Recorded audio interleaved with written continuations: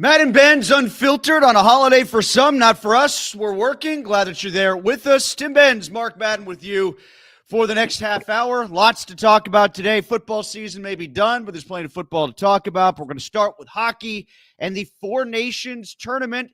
Team USA beats Team Canada. Mark, what'd you think of the game? I didn't like the first 9 seconds, but I feel like I'm in a vast minority with that. I hate fighting, particularly when it's pre-planned. That was not a spontaneous show of intensity and adrenaline. It was the result of a group text between the Kachuk meatheads and local guy JT Miller, who wanted to start the game off that way to send a message. What that message was, I don't know. I'm not sure it affected the play. I'm not sure it's why the U.S. won. Excuse me for rubbing my eye, but I didn't like the way the game started, but I thought it was great hockey after that. The problem moving forward is the build-up for Thursday's game, assuming there is a rematch, assuming Canada beats Finland today, will be Canada needs to initiate. Canada needs to retaliate. Will it be even bloodier? Will it be even more violent? Will the national anthem get booed? The build-up won't involve the great hockey we saw. It'll involve all the wrong things. Well, Mark, if that's the case, does that actually help Canada? Well, I don't care who wins anyway. If you made me pick, I'd actually pick Canada because I'm not rooting for Charlie against our boys in Nam. I'm rooting for Sidney Crosby. It's a hockey tournament. But the result doesn't matter because Russia's not in it. When the fights happened, I was actually calling a college hockey game, so I got in, and I think it was 1-0 already by the time I sat down and watched the game. But, you know, from my point of view, I'm not as put off by it as you are, but I also don't see as much value in the stage theatrics of it. If it was really a mark of intensity, the game was intense enough that another fight would have broken out afterwards. They have plenty of ability to contain and throttle and channel that emotion without it turning into fighting. It was in every sense staged, whether that was because of the anthem stuff or what. It was pre-planned and preordained. I don't think it was because of the anthem stuff. I don't think the Kachuks care about a song, although the Hanson brothers did, and the Kachuks only have one less brother. but that's how it looks. Like, I didn't need the fighting for it to be a great game. I guess my angst. No, but that's all people talk about. That's my point. See, that's my angst about it. Is people are equating how good of a game it was to the fact that it started with 3 fights. I think it could be a great game, and oh, by the way, there were 3 fights. People are looking at it inverted, as far as I'm concerned. There was certainly a lot of hitting in that game. Sidney Crosby got knocked on his ass more than I ever remember. So did McDavid once. The game. That's a legitimate thing in hockey. I just didn't like the fighting, and I probably overreacted to it on Twitter. I'm probably overreacting now, but I don't like it. I don't see the value. And it's easy to see things go sideways on Thursday if there is a rematch, because the expectations for Canada will be to do something and do it first. How hard does Team USA play tonight against Sweden? If Team USA had a minor league team, I would put it out there. There's no reason to play at all, which is the flaw in a tournament like this. But the only way to avoid dead rubber, and it's not dead rubber for Sweden, but the only way to avoid it, how could Sweden get in? Sweden could get in if they won the game in regulation and Canada and Finland went to overtime. Is that right? That sounds right, but I'm not certain about that. I don't know. Sweden would have 5 points. If Canada and Finland went to overtime, the most any of them could have is 4. Either way, I think the American team is most benefited by getting one of the Scandinavian clubs again. So, yeah, I get what you're saying. You at least maybe play somebody besides Hellebuck in goal. You decrease the minutes for the top line and so forth. I don't think you're going to see top effort and top productivity from the American team for sure, which, yeah, like to your point, when you only have a game of or a tournament of 4 games, you're going to get this. There's no lock you're going to see great hockey because of the setup in all 3 games. And wouldn't it be just like a tournament like this, where Finland beats Canada in the final. It's Finland and the U.S., and nobody cares at all, except for Oli Mata. Maybe the Kachuk brothers could all jump Oli Mata. Well, we're talking about Sweden before. Carlson's certainly playing inspired for Sweden, isn't he? Yeah, it looks like he cares. How about that, huh? Well, I don't want to say that he doesn't care playing for the Penguins, but his intensity is clearly ramped up playing for Sweden. That is my big bitch about international sports in any game.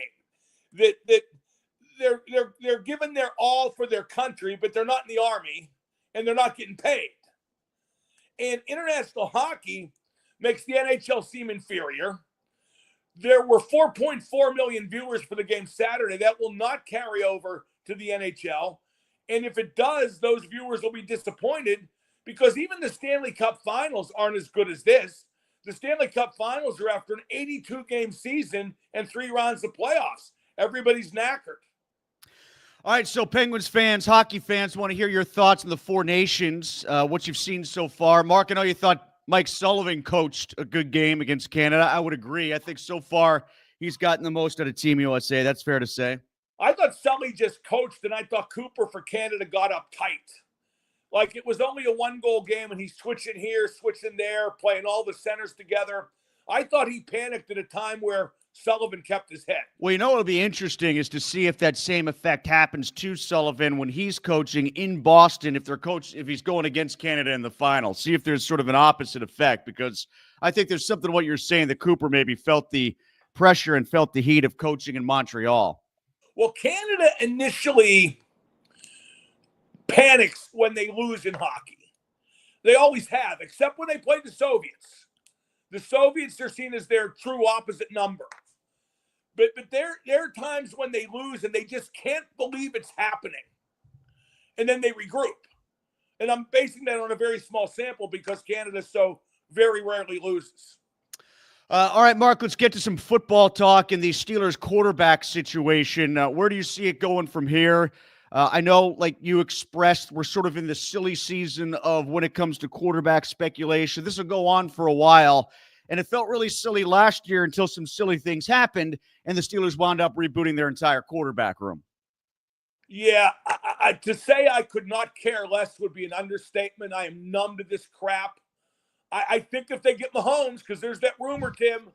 I heard the Steelers called Kansas City. I heard you wrote about it. Yes. Yeah, and the Steelers didn't call, but you know what that means, Tim? The Kansas City didn't say no, so there's a possibility. But I think what they should have done immediately after the season was make up their friggin' minds and sign Justin Fields to a 2-year deal. I think he's their best bet. But I think by now he knows the Steelers won't use him as they should in a way that enables him to truly restart his career. They won't use him like Lamar Jr. They'll just protect the ball and play it uber safe. So if I were him, I'd go someplace else and leave the Steelers to dumb down Russell Wilson. I'll not dumb him down. His game's dumb to begin with, quite honestly. It's so conservative at his age, except for the occasional moon ball. But the more I think about it, it should be Fields. It might be Wilson.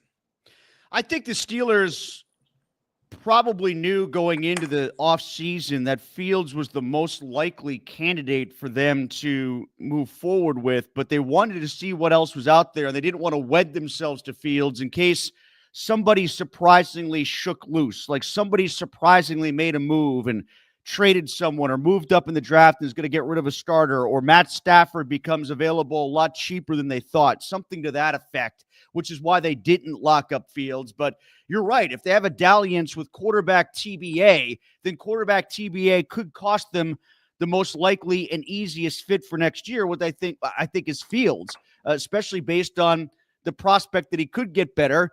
And he's not going to ask for as much money up front. It's going to be a longer-term deal, but as much money up front as Russell Wilson will.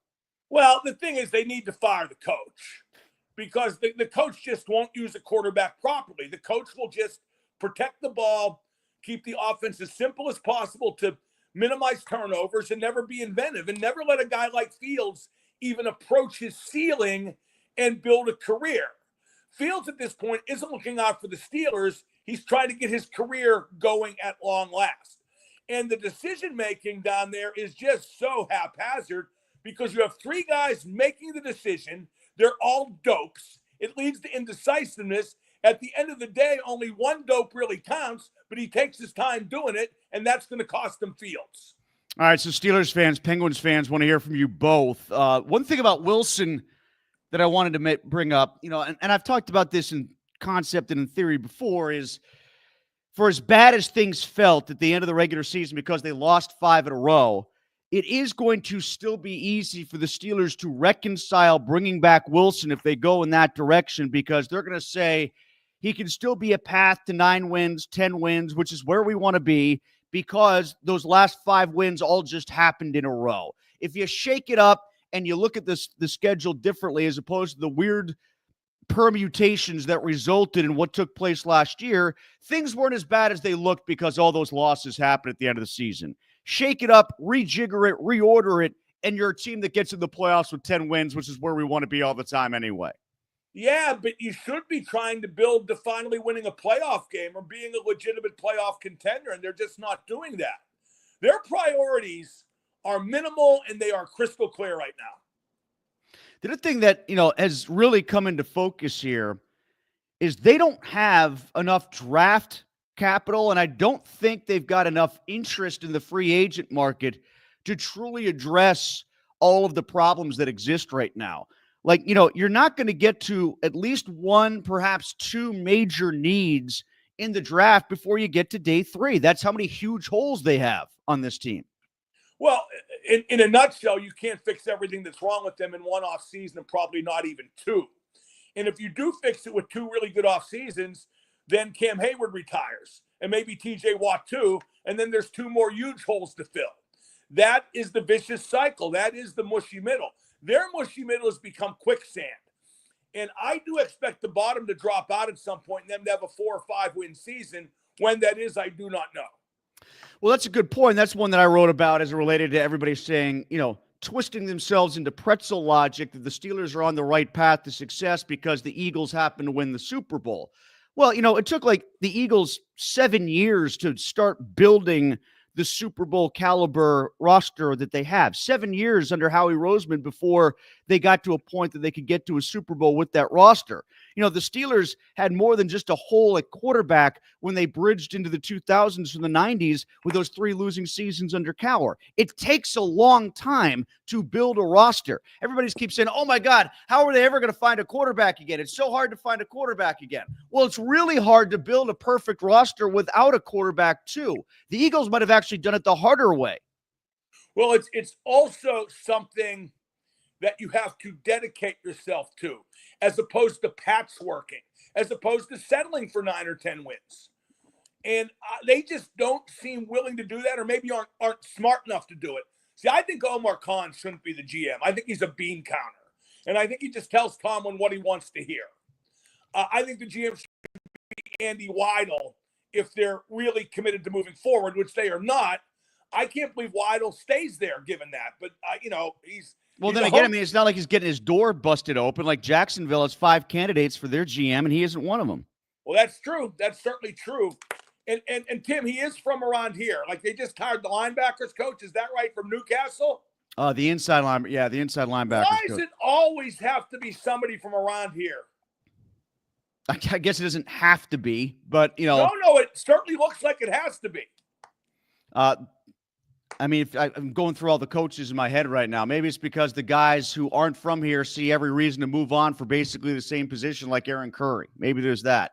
It's an awful organization right now. That is the root of everything we talk about. It's an awful organization. How about the Pirates, Mark? Are they on the doorstep of anything? How was it again that Ben Cherington phrased that? Not on the doorstep of anything right now? Boy, that sums up the Pirates. Those T-shirts will sell in the Strip District. Poor choice of words. Yeah, I mean, Tim, they're really tough to discuss, aren't they? Yeah, because everything happens at the vacuum of they're not trying all that hard to win. Yeah, so you can't talk about them as, a team on the rise despite their pitching. You can't talk about them as a team with legitimate hope.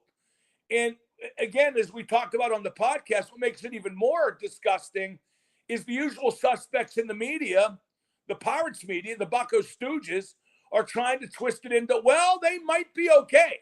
I see improvement. I see potential. Shut the frig up.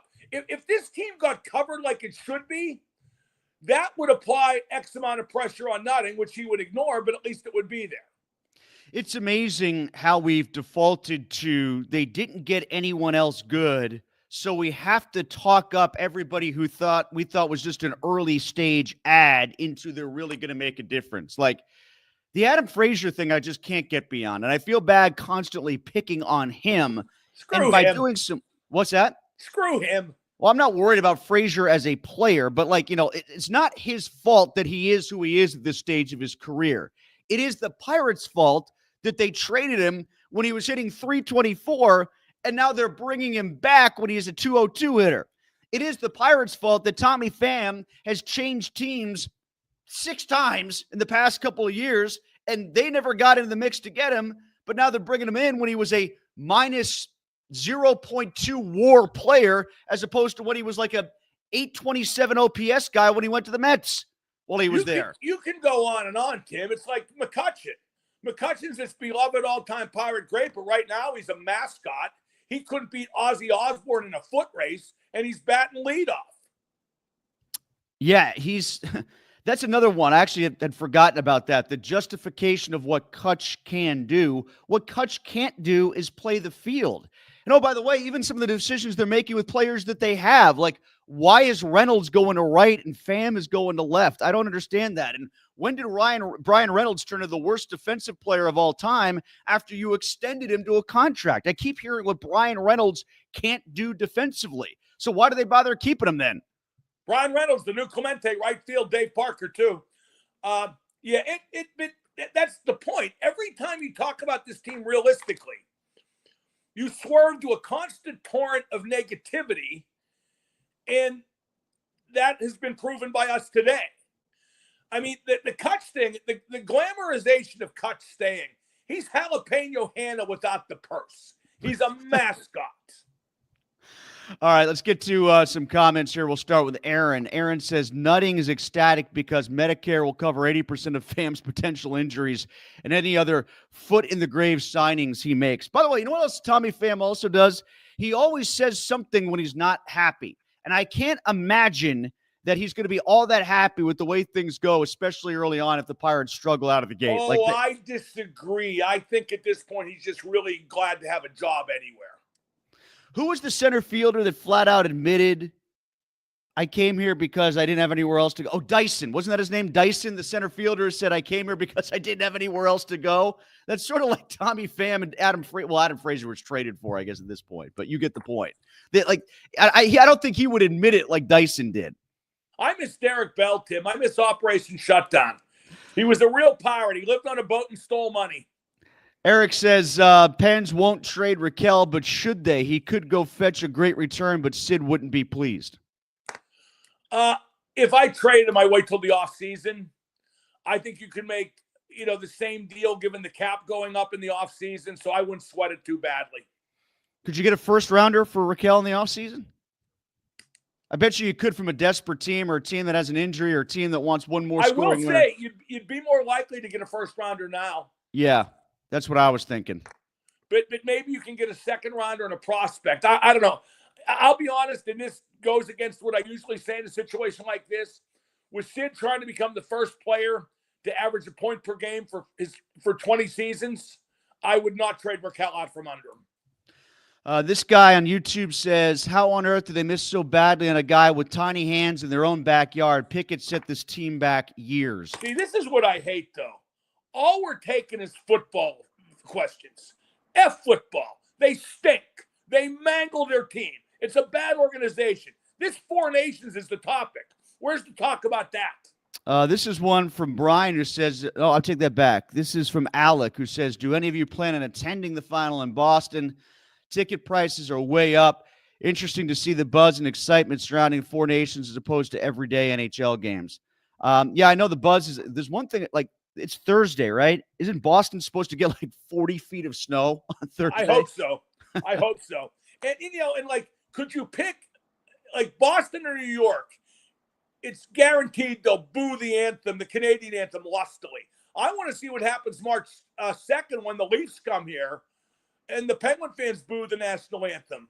How Sid reacts. Do you think Penguin fans would do that? I don't think Penguin fans would do that all that much. I guarantee they will. They shouldn't, but I guarantee they will. And don't forget, Tim, there's going to be about 2,000 or 3,000 Maple Leaf fans in attendance for that. So well, yeah, they might boo the Star Spangled Banner. Well, and then we'll see if, for a change, with people with a big mouth who love the fighting on the ice like the Neanderthals they are, if you got a bunch of Pittsburgh people booing "Oh Canada" and a bunch of Leafs fans booing the Star Spangled Banner, let's see if brave words finally lead to bloody knuckles. Joel says the problem with the Pens is Dubas. He's terrible. Well, that's just stupid and go to hell. At least he has a plan. At least he has a plan. He inherited a team from Hextall. Malkin should have been traded in 2018. Okay, and everything bad that's happened since then goes back to their unwillingness to do that. I understand why they didn't, but once that happened, they became a nostalgia act, and it accelerated till now. When you say at least they have a plan, you mean compared to what Con is doing with the Steelers, right? That's your... Yeah, all the Steelers have planned is to try to scramble to, like you say, 9 or 10 wins. Well, and the Pirates' plan is clear. It's to take our money and then just make a profit. That's what their plan is. They have the best, most concise, and well-executed plan of the three organizations, and I'm not kidding. I wrote about this today, Mark, in the Trib, because of all the spectacle surrounding the SNL 50th anniversary last night.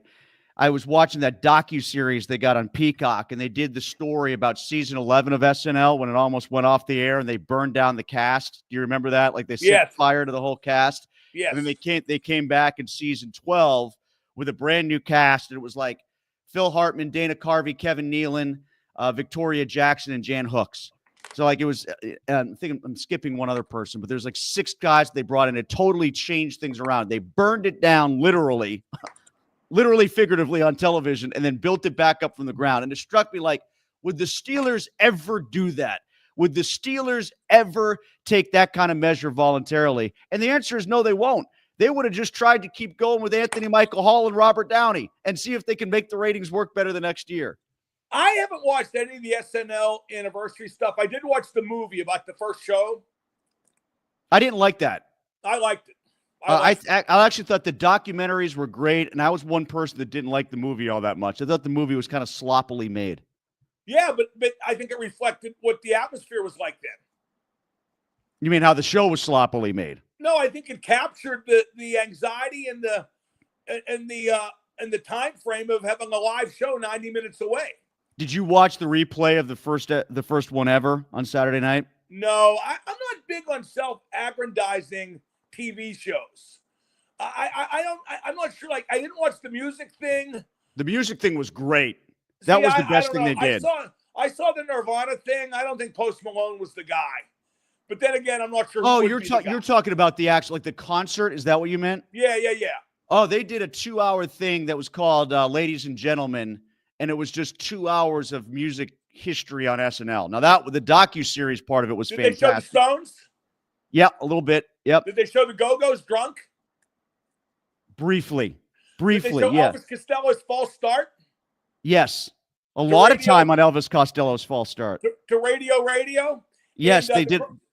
The great thing about that one was the Sex Pistols were supposed to be on, and they didn't get in the country because of visa problems. So Elvis Costello subbed it at the last minute, and the drummer for Elvis had a T-shirt that said "Thanks, Malk," because Malcolm McLaren, the Sex Pistols manager, was who screwed it up. Mike says SNL last night was unwatchable. Will Ferrell is not funny. Dragging out old skits is dumb. I mean, I don't know how you do the 50th anniversary without bringing back the old stuff. It's like you said, Mark, self-aggrandizing is sort of the point of it. Nostalgia was sort of the point of it. It was just too much. It was a train wreck. It was trying to throw everybody into a 3-hour window. It was impossible, and it was messy. Like last night was messy. One of the better things they did, the two things that I thought they did well, one was the funny thing that Tom Hanks did with the in memoriam. Did you see that by any chance? I didn't see any of it.